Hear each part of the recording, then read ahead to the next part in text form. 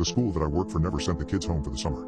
I shouldn't have been at the school, but today was the only day that I was able to get things ready for Meet the Teacher Day on Monday. When I pulled up to the school, what I saw was exactly what I expected. There were 2 other cars in the lot and a few workers outside working on some last-minute paint jobs to the front office. I waved to the workers as I walked into the office, swiping my card to open the door that leads onto the campus. It was weird being here while it was so quiet, but as I looked around, I noticed that a few things looked out of place. The sand on the playground wasn't raked as it usually was during school breaks. There were a few balls and toys littered around the field and the playground as well. There was a jacket abandoned at the bottom of the slide and half-eaten lunch on the picnic tables.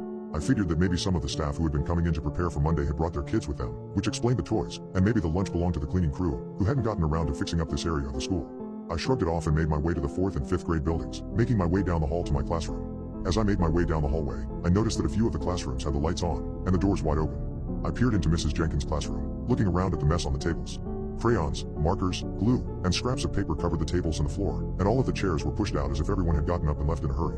I had never known the cleaning crew to be this disorganized, but I kept walking down the hall, looking into some of the other classrooms, which were all just as messy. One particular room caught my eye, Mr. Blake's classroom. This one had sleeping bags and cots all over the room, and all of the tables, chairs, and shelves had been taken out of the room to make space for them. As I finally reached my classroom, I stopped to look at the new decorations on the wall across the hall. There was a square portion of it that had been covered in blue paper, with a banner that read "What we did this summer" over it. Below that, there were dozens of pictures of the children. There were dates beside each row of pictures, going as far back as the last week of school, and including every week of summer break as well. I scanned each of the photographs, noticing how as time progressed, the children looked more sad, disheveled, and sick. The most recent row contained pictures from last week, with only about 15 kids in the photographs, as opposed to the 30 or so kids that were pictured at the start of the summer. There were only 2 teachers that I recognized in the pictures, and they seemed to be the only staff who was anywhere near the campus throughout this time, Mrs. Jenkins and Mr. Blake. That explained why their classrooms seemed to be the messiest, but why were these kids here for the entire summer? I hadn't heard anything about the school providing summer school classes that lasted this long. "Miss Cole." I jumped as I turned in the direction of the sudden voice to see Ryan Edwards running down the hall toward me. "Ryan?" I asked. He had been one of my best students last year, and he was moving on to 5th grade, which meant he would still be in the same building for another year. He glanced behind him, looking nervous. He stopped in front of me, doubled over, and was out of breath. "What's going on?" I asked, looking behind him as well. There was no one there. "You shouldn't be here," he said, panting. "What do you mean?" I asked. I looked at him, noticing that his face was covered in dirt, and he had bruises and scrapes on his arms and legs. The sole of one of his sneakers was loose, making the front of his shoe gape open. He smelled like he hadn't showered for the whole summer, and looked like he had lost about 10 pounds. "They didn't, I don't know what, all the kids," he gasped. "Okay, all right. Ryan, I need you to slow down. Just take a few deep breaths and then tell me what's going on." I watched as he closed his eyes and took a few deep breaths. "Okay?" I asked. He nodded. "They wouldn't let us leave. Mr. Blake and Mrs. J kept us locked up in the assembly room for a lot of days. They just left us alone, and we couldn't get out. When they came back they told us we couldn't leave. They said it was summer camp or something, but they didn't let us call our parents or anything. Some of the kids disappear every few days, and no one knows what happens to them." "Well, we need to call the police," I said. "No," he shouted. "You can't. They won't help. It isn't the real Mr. Blake or Mrs. J. I don't know what they are, but it isn't them. They have some kind of powers. We tried to ask the cleaning people for help. Well, Jessie did. She speaks Spanish, but they did something and the cleaning people just ignored us. Even when Mr. Blake hit her." I stood there, horrified, staring at Ryan. "All right, well then we need to get out of here," I said. I started walking back down the hall, but Ryan grabbed my arm. "No, not that way. They were chasing me from that way. We need to go out a window."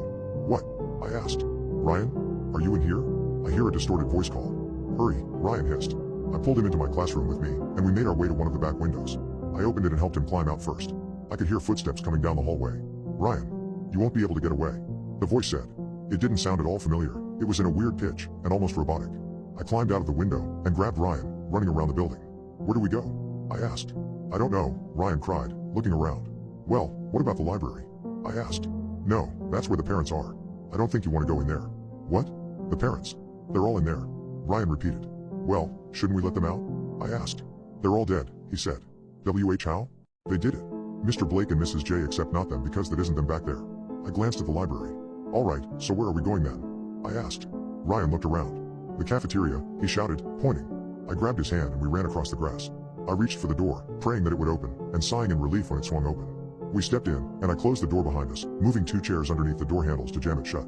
I looked around at the empty cafeteria. This appeared to be one of the only places that they hadn't messed up somehow, which made sense, considering that Ryan looked like he hadn't eaten the entire time that he was here. "Where are the rest of the kids?" I asked. "I don't know, they split us up. That's how I got away. They were moving us to the junior high buildings," he said. "I'm going to go block the other doors." "Stay here," I said to him. He nodded and I walked to the other side of the room, checking to see if those doors were open as well. They were locked, but I moved a table in front of it just to be safe and then made my way into the kitchen.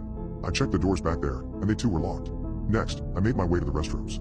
I walked into the women's restroom first, walking into the far right stall to close the window at the top of that wall. I walked into the men's room next and opened the same stall to check that window. As I stepped inside, the smell hit me.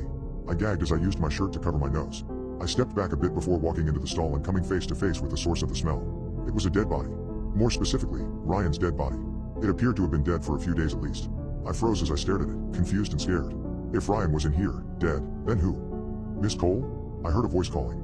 I stepped out of the stall and slowly opened the door, stepping out into the small hallway. As I slowly shut the door behind me, the lights went out.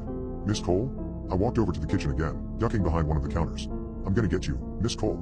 I hid in a storage closet and called the police, but they seem to think this is some kind of prank and warned me not to call again. My phone's battery is about to die, even though I'm fairly certain that it was fully charged when I left the house this morning. Ryan, or whatever it is that's pretending to be Ryan, is still out there, but he doesn't seem to be coming after me, and instead is waiting for me to go to him. I don't know if he knows that I've figured it out, but I don't want to take any chances. I think I might die here. Or, I'll become one of them. Whatever they are.